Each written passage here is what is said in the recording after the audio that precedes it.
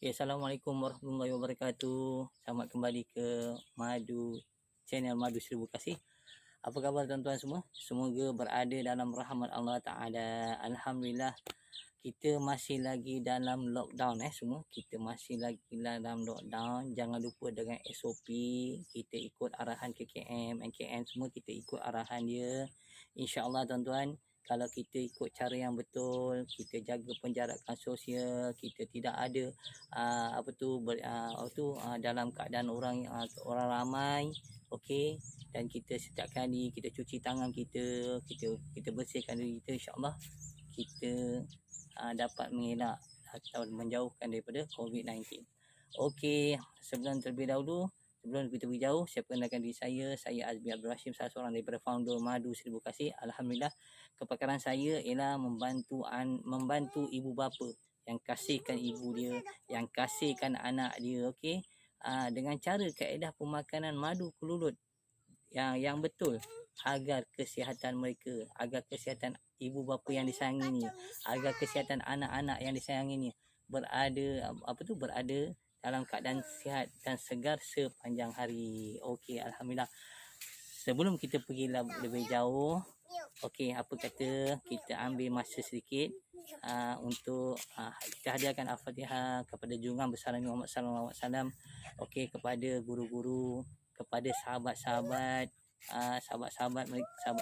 Rasulullah sallallahu alaihi wasallam, kepada guru-guru kita, kepada ibu bapa kita, kepada jiran-jiran kita, okey. Mudah-mudahan kepada diri kita dan keluarga kita, mudah-mudahan Allah Ta'ala lindung kita, Allah Ta'ala rahmat kita. Begitu juga kepada orang yang bukan Islam, boleh duduk bertafakur sekejap, kita hantarkan doa kepada mereka, semoga Allah Ta'ala beri rahmat, beri perlindungan. Okey, Al-Fatihah.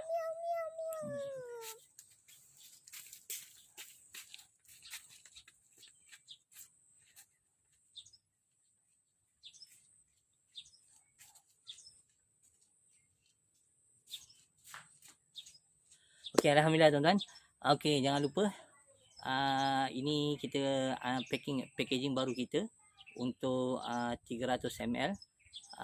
Jangan lupa dapatkan dia kepada mereka yang mengamalkan dia dengan cara kaedah yang betul, yang kita secara yang kita PM dia secara kita beri nasihat dia secara khusus.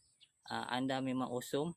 Okey, banyak mereka yang telah alhamdulillah telah mendapat impak yang bagus dari cara pemakanan madu kelulut Seribu Kasih ini dengan cara pemakanan yang betul. Okey tuan-tuan. Okey, hari ini saya nak bagi tips sikit lah. Okey, tips untuk tuan-tuan, untuk tuan-tuan, tip untuk bagi kaum lelaki. Sebelum ni Cik Noh ada kongsikan dengan untuk kaum perempuan kan. Hari ini saya nak kongsikan sedikit bagaimana kita apa kelebihan bila kita mengamalkan madu kelulut Seribu Kasih ini dalam kebaikan dia untuk lelaki. Okey, pertama kita nak terangkan sikitlah dari segi secara klinikal dia, ataupun secara klinikal ataupun secara kelaziman yang kita ketahui bahawa bahawa kalau kita tengok kebaikan dia, madu kelulut ni ia kaya dengan antioksidan tuan-tuan. Dia kaya dengan antioksidan. Okey, apa fungsi antioksidan ni? Okey, antioksidan ni dia dapat menghalang, okey, dia ni antioksidan dia berfungsi untuk menghalang radikal yang bebas dari merosakkan sel-sel badan kita. Jadi kalau tak heran lah kalau kita tengok madu ni telah diamalkan di Nusantara sejak lama dahulu. Lama dulu diamalkan dengan berbagai cara dan berbagai kaedah dalam memangkit balik energi mereka dalam menggunakan dalam perbuatan dan sebagainya. Itu kalau kita tengok. Jadi di Malaysia ni kalau kita tengok madu kelulut ni, kalau kita tengok penggunaan madu, kebanyakan orang dah makin melupai. Ada banyak faktor lah yang menyebabkan penggunaan madu kelulut ni dilupai. ataupun menjadi perkara biasa saja, tidak ada tidak memandang ia merupakan salah satu benda anugerah yang Allah Taala yang telah dianugerah oleh Allah Taala yang sangat besar dia punya kelebihan dia. Okey, itu sebab kalau kita tengok tuan-tuan madu kelulut ni pada 5 tahun yang lepas pada 5 tahun yang lepas, di mana Malaysia Institut Pertanian kita telah mengisytiharkan bahawa madu kelulut ini merupakan madu diisytiharkan sebagai superfood lah. Superfood maknanya dia punya kehebatan dia standing dengan makanan-makanan superfood yang lain yang pernah kita dengar, yang kita pernah dengar seperti yang telah diwar-warkan di dunia barat dan sebagainya lah. Okey, dia telah diisytiharkan madu kelulut ni sebagai superfood pada 2016. Lebih kurang 2016 itu Malaysia tak isytiharkan. Jadi madu kelulut ni kalau kita tengok, saya nak share sikit.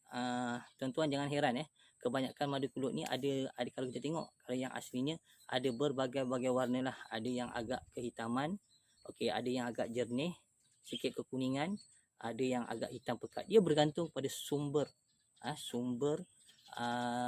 yang diambil oleh kelulut, sumber nektar yang diambil oleh kelulut tu lah. Dia bergantung pada tu, bergantung sumber itu. Okey, antara kelebihan lain lagi yang bagus untuk kaum lelaki yang bagus untuk lelaki, dia ada vitamin B. Okey, kalau kita tengok dia ada vitamin B, dia ada vitamin E dan zinc. Apa fungsi vitamin ni? Fungsi dia adalah untuk meningkatkan tenaga batin lelaki. Itu kelebihan dia. Dia meningkatkan tenaga batin lelaki serta meningkatkan penghasilan testosteron testosteron kita, terutama untuk orang lelaki. Dan zat boron yang ada dalam madu juga membantu menghasilkan estrogen. Okey, membantu menghasilkan estrogen bagi meningkatkan keinginan atau kegairahan rasa seksual bagi lelaki. Jadi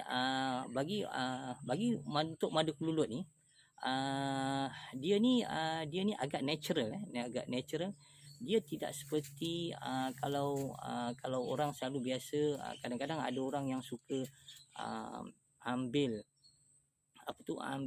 suplemen untuk lelaki. Kadang-kadang kita tengok dia punya very fast action kan, kita tengok kan. Jadi benda tu agak kurang bagus tuan-tuan, agak kurang bagus untuk lelaki. So untuk mengamal madu kelulut ni, dia agak santai maksud saya tu, dia ada masa dia. Maknanya kalau kita ambil dalam 1 jam tu, dia lebih kepada proses untuk membaikkan sistem kitaran darah kita, membaikkan sistem imunisasi kita, membaikkan lagi sistem seperti mana yang saya cakap tadi kan, membantukan penghasil estrogen bagi untuk meningkatkan rasa keinginan. Jadi dia ni orang kata keadaan dia tidak over, dia sederhana tetapi sangat menakjubkan. Okey, antara dia punya kelebihan lagi tuan-tuan, untuk bagi orang lelaki, dia juga terdapat vitamin B2 dan B6, di mana ia membantu dalam pertumbuhan dan pertahanan keseimbangan hormon kita. Dia membantu tuan-tuan, dia membantu pertumbuhan serta pertahanan dalam keseimbangan hormon kita. Benda tu juga bagus. Terus kalau kita tengok, kalau kita pergi klinik, vitamin yang saya nyatakan tadi tu, kalau kita minta bagi orang lelaki yang ada masalah kesuburan, jadi vitamin ni adalah antara kandungan yang ada dalam ubat-ubat yang diberi oleh pihak medical Selain daripada tu juga dia ada mineral lah. Dia ada mineral apa mineral yang ada ni, seperti natrium, dia ada kalium, dia ada magnesium, okey, dia ada kalsium, dia ada zat besi, okey, dia ada juga mangan, dia ada juga fosforus, di mana dia membantu dalam pertumbuhan organ badan kita seperti tulang, gigi, rambut kita, kulit kita, serta membantu juga, dia juga membantu dalam penghasilan hemoglobin. Itu baiknya kalau kita mengamalkan madu kelulut. Madu kelulut itu dia punya kelebihan dia. Okey, dia juga memain peranan juga. Okey, madu kelulut juga dia main peranan dalam apa tu, dalam dalam dalam peranan dalam metabolik. Itu kepekaan, kepekaan konstruksi kita, otak kita dan kepekaan saraf. Jadi untuk makluman tuan-tuan, bagi mereka yang ada masalah diri rasa yang makin berkurang, makin apa, orang kata serat kerat kebas, okey, boleh mengamalkan madu kelulut ni dengan cara kaedah yang betul. Okey, dengan cara kaedah yang betul. Jadi kaedah yang ini akan membantu.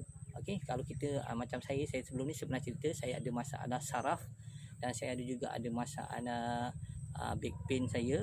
Jadi dia sangat-sangat membantulah, sangat-sangat membantu dalam membaikkan lagi kesihatan kita. Okey tuan-tuan, okey, bukanlah saya nak cerita ni supaya tuan-tuan apa tu, saya kongsikan kebaikan ni kepada lelaki bagi mereka yang contohnya kalau ada mengalami masalah kelakian. Maksud saya masalah kelakian disebabkan bukan kerana dari segi ketidaksuburan. Kita cerita pasal ketidaksuburan, bukan masalah kelakian dari segi tenaga tu. Okey, tenaga tu itu part lain. Tenaga tu mungkin boleh berjumpa dengan pakar-pakar yang mahir tentang pengurutan dan sebagainya. Tapi kita nak cerita pasal kesuburan. Jadi mengamalkan madu ni juga salah satu cara kita menyuburkan apa tu sperm bagi orang lelaki, menjadikan apa tu orang lelaki sperm dia lebih baik dan lebih baik dan lebih, dalam bahasa yang kita nak mudahkan, lebih ceria. Okey, saya nak bagi tip lagi satu. Okey, bagi orang lelaki yang mengalami masalah kesuburan, okey, sebelum minta maaf makcik-makcik, minta maaf apa tu abang-abang, sebelum tu saya minta maaf dulu. Ketika kita bersama dengan isteri kita, pertama sekali keceriaan perlu ada dalam kita apabila kita bersama dengan pasangan kita. Keceriaan tu penting. Pasal keceriaan tu dia memberi kesan kepada sperm yang terhasil. Ada orang bila dia tak ceria, okey, dia stres ketika dia bersama dengan dengan isteri dia, menyebabkan sperm dia tidak cergas dan selalu kerap kita tengok dia gagal untuk mendapat zuriat. Mana gagal untuk isterinya, gagal senang cerita, gagal untuk mendapat cahaya mata lah. Kita ambil bahasa yang mudah, kita gagal untuk mendapat cahaya mata. Disebabkan apa? Disebabkan kadang-kadang keceriaan kita ketika kita bersama isteri kita. Itu benda yang paling penting yang perlu kita jaga. Di samping itu, kita jaga pemakanan kita dengan cara kaedah yang betul. InsyaAllah, jangan lupa berdoa dengan Allah Ta'ala. Bagi mereka yang ada masalah tentang apa tu kesuburan sebagai seorang lelaki, masalah apa tu kekuatan, secara tak langsung dia amat membantu. Okey, hari ini tuan-tuan saya nak share sikit dengan tuan-tuan apa yang perlu kita amal. Saya nak bagi tips sikit lah. Tips yang perlu kita amalkan selain daripada madu. Kita amalkan untuk mengambil daun lidah buaya. Daun ini saya perkenalkan tuan-tuan. Ini kalau kita tengok daun lidah buaya lah, yang amat bagus untuk kesihatan bagi lelaki ataupun perempuan. Okey, amat bagus. Okey, kita kat sini kita tak tunjukkan cara kaedah pemasak, cara macam mana kita nak olah dia. Pasal tuan-tuan boleh rujuk dalam website kita, Madu Seribu Kasih, ataupun video-video sebelum ni, di mana kita ada tunjukkan cara macam mana kita nak olahkan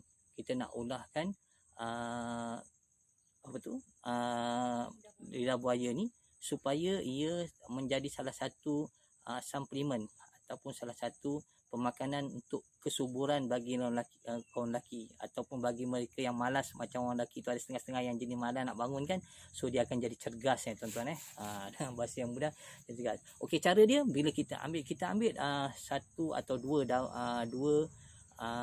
daun lidah buaya ni. Okey, pertama bila kita dah ambil tu, pastikan kita toast dia. Sini kita terangkan lebih ringkas saja.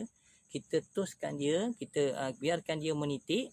Kan kalau tuan-tuan tengok kat sini, dia ada satu cecair warna kuning kan. So cecair kuning ni kita kena buang dulu. Biar cecair kuning ni dah habis. Biarkan semalaman atau sehari atau semalaman.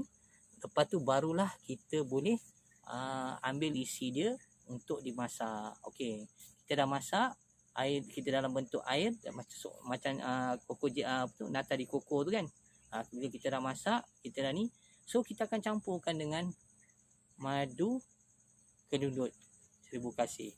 Okey, bila kita dah campurkan dia, kita amalkan dia setiap malam, 1 jam sebelum tidur, setengah jam sebelum sarapan pagi. Tuan amalkan 1 malam. Kalau dengan cara kaedah amalan yang betul, tuan, malam tu juga tuan dah nampak kesan dia. Saya dah berapa ni saya dah cuba dengan bagikan kawan untuk amalkan dia, untuk rasa 1 malam. So dia kata alhamdulillah, pagi tu dia bangun tahajud dulu. Dia bangun tahajud awal sikit lah. Itu hebatnya, dia bangun tahajud awal sikit daripada biasa tuan-tuan. Okey, jadi bagusnya bagi orang-orang yang ada masalah, so boleh amalkan dan boleh follow up dengan video sebelum ni. Okey, itu saja sikit perkongsian saya petang ni. Okey, saya harap tuan-tuan semua dapat yang mana baik boleh amalkan, yang mana yang rasa tidak sesuai, tak apa, keep in view. Mungkin satu hari lagi dia amat berguna bagi kita. Okey, kepada ayah-ayah, bagi ayah-ayah yang masih lagi gagal untuk mendapat cahaya mata, ataupun rasa mereka ni dah tak subuh lagi, atau mereka merasakan diri mereka macam dah tua, tak ada beranian. So jangan give up. So amalkan cara kita balik jaga kesihatan kita. InsyaAllah tuan-tuan, anda akan nampak hebat semuda. Okey, tapi tu jangan lupa exercise, buat senaman-senaman yang ringkas setiap hari. Dalam lockdown ni kita jangan terlalu duduk tidur. Apa yang akan jadi, kita akan jadi obesity tuan-tuan. Kalau kita tengok bila obesity, perut akan naik, muka akan jadi bulat kan. Jadi benda-benda macam tu cuba kita elakkan. Kita ambil masa untuk riadah di luar rumah juga. Kalau dia tak bagi dalam kejiranan, cukup dalam keadaan keliling rumah kita, macam-macam aktiviti kita boleh buat lah. Okey, itu saja perkongsian saya, kebaikan madu kedudut bagi untuk orang lelaki. InsyaAllah kita akan kongsikan lagi. Ini hari saya tak sempat lagi segmen air dalam busi, api dalam kacau. Selalu kalau segmen tu saya akan buat waktu pagi lah, pasal saya kena prepare barang-barang untuk dikongsikan. InsyaAllah kita akan kongsi macam mana untuk memasang lampu LED kan. Selalu rumah kita akan selalu kerap kali terbakar lampu kan. Menggunakan bil elektrik yang banyak. InsyaAllah saya akan kongsikan tuan-tuan selagi hayat di kandung badan. InsyaAllah sikit sebanyak ilmu yang saya ada, saya akan kongsikan bagaimana kita nak tukar lampu yang kita gunakan sebelum ni dengan menggunakan lampu LED. Secara tak langsung dia dapat menjimatkan tenaga elektrik dalam penggunaan harian. InsyaAllah tuan-tuan. Okey, alhamdulillah, cukup sampai ni. Panjang pula cerita saya petang ni. Okey, sebelum kita habiskan ni, kita baca tasbih kifarah dulu tuan-tuan. Tasbih kifarah dan surah wal asr. Okey, subhanakallahumma amin. aghfir li. Bismillahirrahmanirrahim. Innal ladzina tawassaw bil haqq. Alhamdulillah, jangan lupa amalkan madu 1000 kasih, madu ori, madu kita, madu 1000 kasih. Assalamualaikum.